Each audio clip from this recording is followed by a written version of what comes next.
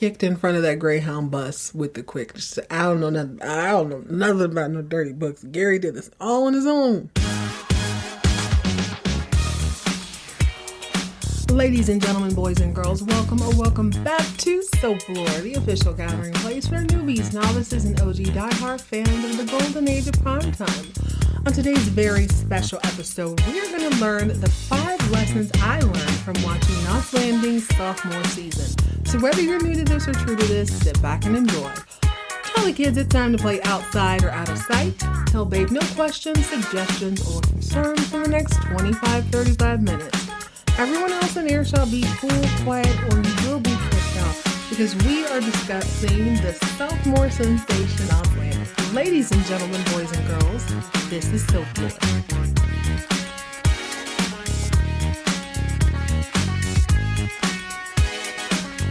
Hello, gorgeous. Welcome back to another fun edition of Sophomore. I'm recording this immediately after I actually started recording the episode you heard just before this, but I'm like, oh my god, I gotta get my thoughts down and really start this.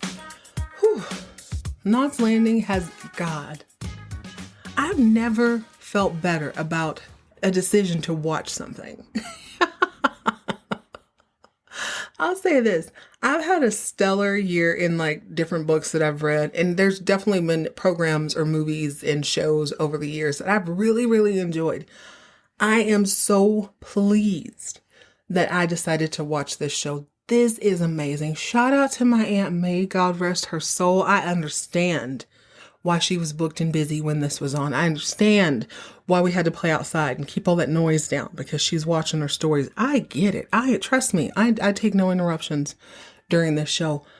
Man, let me just go ahead and say this. Coming off the heels of the other 3 soap operas, which I fully enjoy, I think there's a couple of really, really big things that stand out to me that have nothing to do with the list that I'm going to talk to you guys about today. I don't know. I guess it's one of those things where genres are a little bit complicated. They're kind of open to interpretation. You only define a genre based on what came before it. And I'm not saying that Knott's Landing reinvented the wheel by any means, but they definitely added their own take, and they did it seamlessly. So go ahead and pour up something bubbly and bright. We're going to jump into the sophomore review of Knott's Landing. First and foremost, before we dive too deep into this episode, I would like to make my first ever dedication. Oh, it really should be my Aunt May, but it's not. I feel a little bad. I'd like to dedicate this episode to Jamie Kennedy. Yes, Jamie Kennedy, aka Randy from Scream. If you've been listening for a while, you know that Scream is my favorite horror film. Now, why am I talking about horror while I'm talking about Knott's Landing? I'll explain. I'm not one for blood, guts, and gore. I actually hate being scared. That's probably why I hate Halloween. It's not my favorite thing at all. But much like 90210, Scream was my first horror film that I was able to actually watch all the way through and enjoy.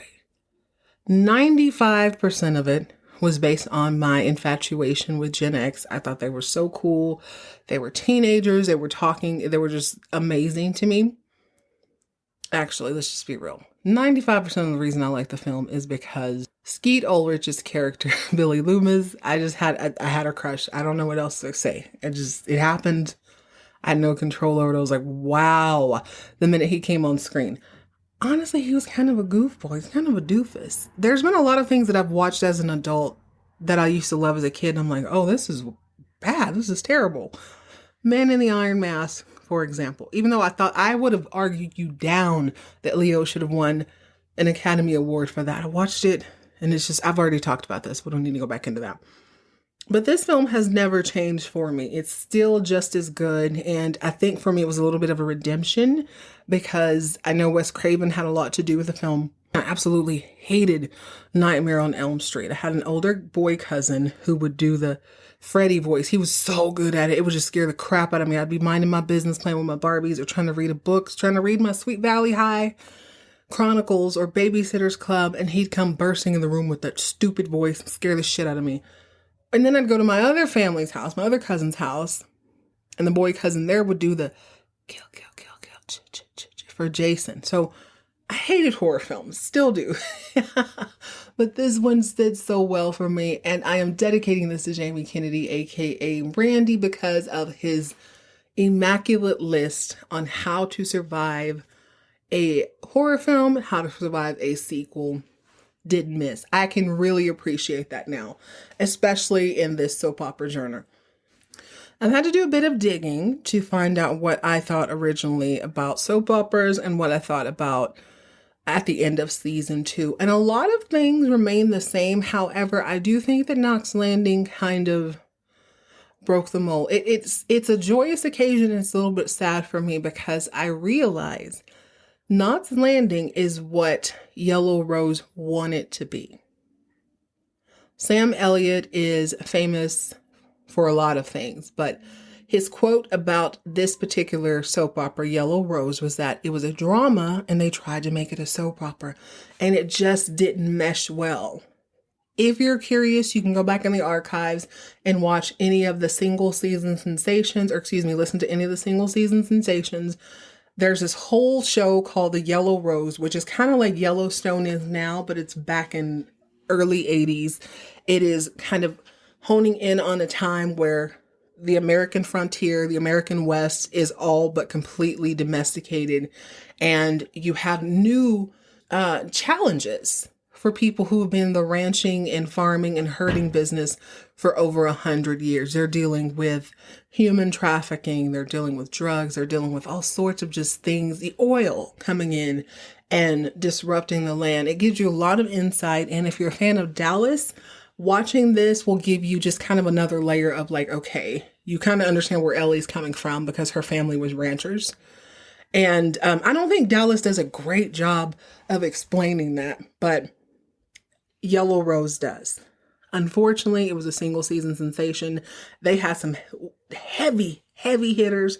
The drama was amazing, but the way they folded in the soapy parts, it didn't land well. I think the networks didn't know what to do with it. But Knott's Landing has hit every note just spectacularly. They understood the assignment. They captivated the audience the entire time. And I can see why I'm watching this in 2024, or actually probably 2025 by the time this airs. And it's still relevant. It's still good. It doesn't come off as corny. It's just like, dang, y'all are really doing it. So let's go ahead and jump in. I'd like to know what you think. Go ahead and text me in the show notes if you are listening to this on your mobile device. Text me any thoughts you may have. I'm not going to read any that I have today, but I do want to come back and talk to y'all about my girl Krystal and Bo Derek real quick. I want to shout out to you guys who have already watched these series in completion for not spoiling anything. I get comments, I get little tidbits, and I really appreciate you guys never spoiling anything. But after the comment I made about Linda Evans and Bo Derek looking so much alike, YouTube is a smaller audience, but they're like, yo, you know there was a whole thing, right? Like Linda Evans' husband, or Krystal's husband, IRL, left her for Bo Derek. And I'm like, what? So I go looking and I vaguely remember as I start doing my digging, I vaguely remember coming across an article that said the only reason that Linda Evans, aka Krystal Carrington, auditioned for that role was because she was kind of recovering from heartbreak from her husband leaving her. I vaguely remember that, and this is kind of the trouble when you're trying to watch things 40 years in the past without spoiling anything. I never can really do too much of that. So I might see a headline and I'm like, I feel like there might be details. That to me implies that there's going to be some details spilled that I didn't want. But in this case, I don't think it would have made any difference. Today, I was just like, oh, let me look at this for real. So I go looking, and sure enough, it's like, yeah, Linda Evans was minding her business one day. Her hubby of a few years comes to her, and he's like, yo, his name's Mr. Derek. I'm in love with this teenager, and I'm going to leave you for her. This is me adding my own little spice. If it's any consolation, she looks just like you. Yeah. Bo Derek, who had a totally different name, not nearly as glamorous, I suppose, met him on vacation. I think she was 16. They imply that they didn't start dating until they're 17. But let me tell you what, we already know what's up. You're not going to tell me that you wooed and seduced. Come on now. I really hate that. I think a lot of times in Hollywood, people like to put a long timeline to be like, yeah, I really pursued. No, you didn't. You didn't. And I quite frankly don't want to hear the details. They stayed in the south of France or Greece or wherever, somewhere in Europe, where the statutory rape laws are a little bit different. And he stayed with her. Krystal went on about her business, and I guess she was a little bit distracted, obviously, distraught. And she ends up like, just telling her agent, give me whatever is available. Anything that I can audition for, just give it to me. And she ends up being Krystal Carrington. That's wild. It's so wild to me because guess what? It's weird enough for your husband to come to you and be like, hey, I met a girl, quite literally, 30 years younger than me. I really want to be with her. That's weird. And then when you look at her and she looks just like you, it's like, I don't even know how to process that. I didn't go any further into digging into how old she was when she met him. And that's none of my business. Krystal was obviously a full grown woman. She looks to me like an 80s, 40s. 40 today does not look like 40s did in the 80s. Thank you, Gen X. But wow. It's so mind boggling to me. It's like you literally found the same woman. And it looks like he and Bo Derek were married until he died. So, I mean, I'm not trying to trash their marriage. Definitely didn't meet on good terms. I'm not going to pretend like that's cool. But wow, you have a type, you got a type. That's a whole nother conversation. I don't know, but let's jump into the 5 things I learned from the sophomore season of Knott's Landing. Ladies and gentlemen, by and large, the rules don't change. Season 2, much like a sequel to a movie, you up the ante on everything. You need, if something hit in the first film, you need to wink and nod at it during the second film. When you're doing this on a television show, particularly a soap opera, you don't necessarily need to build upon old storylines, but there needs to be some sort of spin-off or some sort of... Knott's Landing is where the rules change just a little. It is leaning more into the drama category for me than it is soap, but I've learned one thing for sure. Number 1, soap can be subtle. Soap doesn't mean everything needs to be over the top. And when I think of this, I'm thinking of Dynasty. It's a little more comical. It's a little more out there.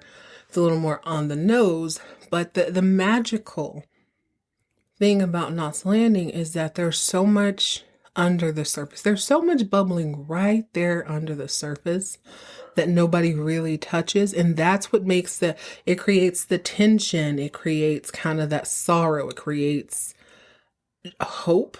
It creates a lot of things because these are quote unquote regular degular people living in a regular degular city in a regular degular neighborhood trying to deal with everyday life. And it just hits a little bit differently when you don't need to be overly dramatic in order to prove the point. Now, it is mad soapy, but it's also dealing with very serious topics. I want to compare things. I try not to compare Dynasty and Dallas and Falcon Crest too much to this because I feel like since I didn't start them all at the same time, I want to compare as far as the timeline goes, but I don't want to compare storylines all the time. However, on Dynasty, we dealt with Moida. We've dealt with Moida on all 3 of the bigger soap. We've dealt with I think there's been any kidnapping on anything else. Correct me if I'm wrong. But on Knott's Landing, the first 2 episodes, after Gary's cleaned up, dealt with alcoholism on the first season, the second season opens with a teenage girl getting into a grown man's car and screaming rape. You're dealing with the consequences of him offering a ride to a girl and what that does to his reputation, to his family's reputation. To me, that hits a little bit harder.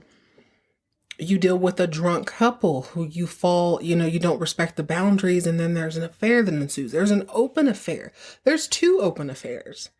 Ginger just deals with hers a little bit differently. We've got kids with ADHD, which is called something else back in the day. lonely housewives. You got a husband that hates his wife's success. You've got a woman entering the workforce. Now, all these things seem very drab on their own, but Knott's Landing managed to make them all very, very interesting. I will say that picking up a hitchhiker and her being like, "You raped me," is wild. So I'm not going to pretend like that's boring, but they've drawn us in by understanding that the soap can be subtle. The soapy aspects of this show are the kind of secret affairs. The fact that it's visible to everybody, but they're not really saying anything. The fact that Abby has shown up and wrecked shop on this quiet little cul-de-sac. Well, we'll get to her in a second. But by and large, Knott's Landing understands that you don't overdo it. You don't throw, God, I can't even remember her name on Yellow Rose anymore, Sybil Shepherd and Sam Elliott. You don't throw that random love triangle in there unless it's going to work.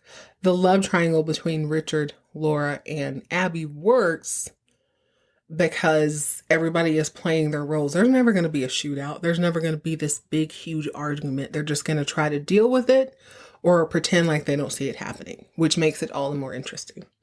I guess it kind of folds into number 2, where I say there are levels to this. There's levels to soap.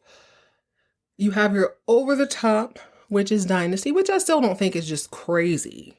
And then you have your very muted version on Knott's Landing. And I think the only difference is that Dynasty makes a bigger spectacle and they're dressed better. I mean, we're not going to sit here and pretend like they're not dressed to the gods every time they step out, but their blow-ups and their arguments tend to happen on a larger scale and more people know about it. But most of you think about it on Knott's Landing season 2 and season 1, most of the arguments, most of the things that are sort of embarrassing are kind of happening behind closed doors. And when it is out in the open, because this is such a tight-knit group, they don't really speak about it unless someone else brings it up. That brings a lot to the table, which I have as number 5 on my list, but I think let's go ahead and just burst out with that. Number 3 becomes number 5. Minding your business is part of living peacefully in Knott's Landing. You know good and well this woman is sleeping with this woman's husband. You know that. You know that the money is not mathing when you think about how few cars are sold at this dealership. What do you mind your business? You know the teenage boy is a little bit high. You know Gary's been acting a little bit weird. You know Kenny's been all up and through the streets living with Sylvie. But you know what you do on Knott's Landing? Do you confront Sylvie? No. When you see her, you say, "Oh my God, girl, I love that new song of yours. I turn it up when it comes on my car." Which is I can't even believe it. I can't believe it. But that's part of the piece on this show. Yeah, I see this debauchery, but guess what? I'm going to keep it cute. I'm going to mind my own business and see how this all folds out. This is by far the hardest realization on the list. It is number 4. If you don't grow together, you're going to grow apart. I love the fact that this show was birthed from another series in Europe called, I think, Scenes of a Marriage. You can really see where they focus in on each couple's relationship. So we don't leave this season, and we definitely didn't leave season 1 wondering how the couples felt about each other. I, quite frankly, had questions about Kenny and Ginger being swingers. It was never fully clarified, but I guess it didn't really matter once he left her to hang out with Sylvie. But I love how intimate we get to be with each and every couple. And with that being said, what you see is that every single couple has a magnificent challenge ahead of them. It's not shallow. It's not petty. All of these things are deal breakers if you allow them to be. But what we see, if you go through each couple, is that Sid and Karen are kind of dealing with, she's upset in the first couple of episodes that he picked up this girl, but she's always going to defend her man because she knows his character.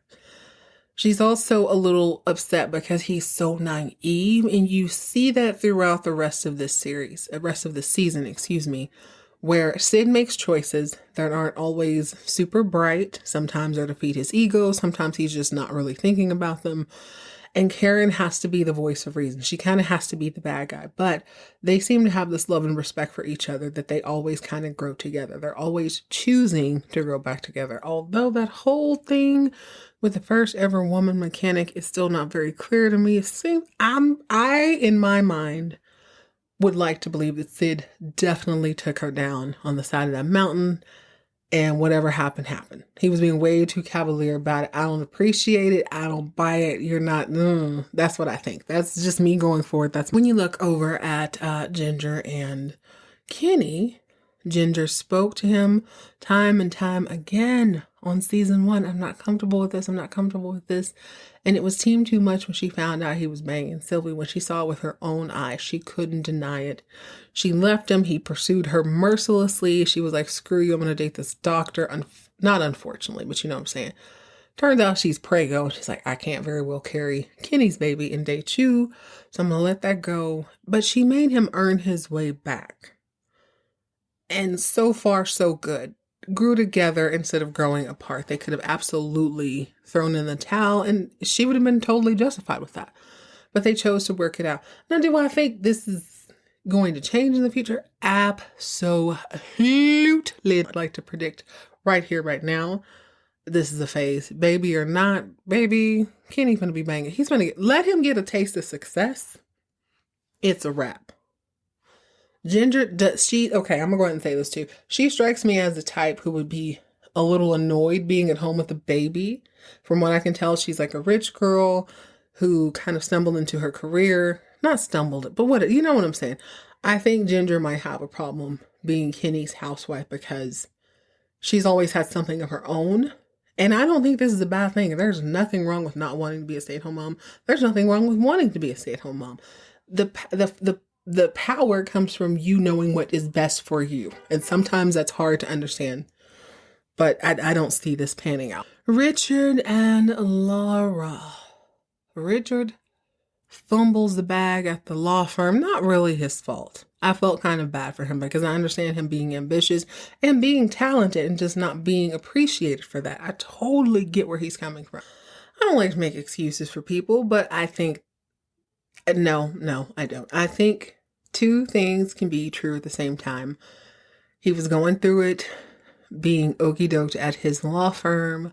He's going through it because his wife is suddenly having success and he's always had that over her. He's always kind of had his thumb over her with that, but she turns out to be just an exquisite real estate agent.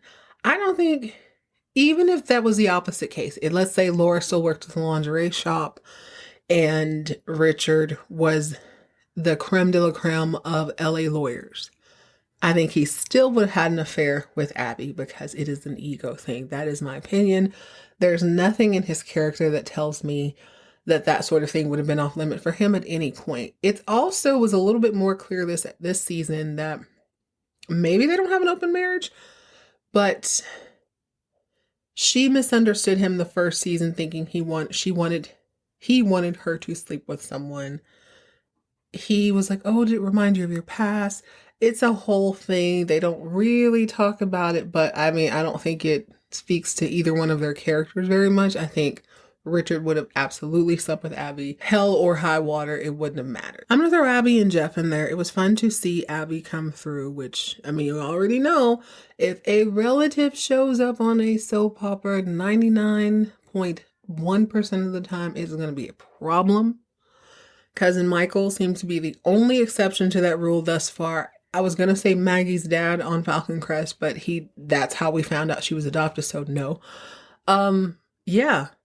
It's usually going to be drama, but it was fun to see that Abby's ex-husband felt a way about her. And we also learned that Sid and Karen felt like Jeff would have been the more responsible parent. We'll get to that here in a second. But even her relationships are interesting. At least we know where she's coming from. I don't know what her chances are with Gary at this point since she threw him under the bus. She wanted him real bad last episode. Then when push came to shove, baby, he was kicked in front of that Greyhound bus with the quickness. I don't know nothing about no dirty books. Gary did this all on his own. Which leaves us with Gary and good old Valine, the Vidalia Onion Queen. I think the writing's on the wall. Lucy is a grown woman. Lucy is a grown married woman. There's never going to be a situation where she lives with them. That part of their fantasy is gone. Valine had to go through her whole surgical thing. They're trying to conceive, allegedly. I don't really see that happening. What I think this is a situation where Gary and Valine were two broken people who have been very broken for a long time. They reconnected and found hope in each other. And I think Valine she's like Atlas. It's on her shoulders all of this time to kind of uphold him, at least from her perspective. She wants to uphold him. She wants to make life easy for him so that he can succeed, and she believes in him. And I think he's afraid to disappoint her. Season 2, Gary stumbles into his greatness. It turns out business is in his blood. He is very, very good at it. He didn't go out and seek a bad contract. He happened upon one, and then he happened to have a brother who's crooked. Like, yo, let me go ahead and get this bread. And it worked out, but then it didn't work out. So I think, although I still can't stand him, let the record reflect, I can't stand him. I am not so unfair that I can't admit that I see he is processing through this new life. This is a man who's been a joke his entire life. He's been running off. He's now in a position to where things are actually working out. When he's 10 toes down and he's focused on something, it actually turns out well. But you see the little affairs, these little things. It just shows that Gary there's a need in him Valine is never going to feel. He's always going to look at her as a woman who he let down. And I think that does something to him. That's just my opinion. But where my girl is concerned, I want to see her continue college. I want to see her continue to grow and find her own interests, because I will stop watching this show. Hand to God, I'll stop watching it as soon as she continues to chase his little, his skirt tails, for lack of a better term. I don't want to see this complex, really strong woman who they sort of infantile all the time. They always give her these stupid hairdos. She's always so childlike and fragile, but I'm like, she's one of the strongest people on the show. I do not want to see that wasted. I'm assuming she grows with the show. I really am kind of impressed with my ability to not stumble upon facts, but I guess if you don't go looking, you don't find it. But I don't know if she lasts through the whole series. I'm assuming she's going to last quite a while, because she is kind of a tour de force when you give her those one-on-one scenes. She's so good. I just don't want to see her wasted as Gary's just long-suffering wife. That is beyond the most boring thing. I hate that on the soap opera. Do y'all remember when Sammy Jo was obsessed with, what was it, Austin? And like her sister Carrie was dating him on Days of Our Lives. Ain't nobody got time for that. We really, really don't. It worked out for Donna and David, but that's a whole different story. We're not going to talk about that. Okay, so we got number 1 on the list. Soap has to be subtle. It doesn't have to be over the top to be impactful. Number 2, there are levels to this, which is just building on that. Sometimes you have diamonds on Dynasty. Sometimes you have tears on Knott's Landing. Number 3, mind your business. If you want to keep the peace, act like you don't see it. I don't care if the house is burning in front of you. You act like you've never seen anything.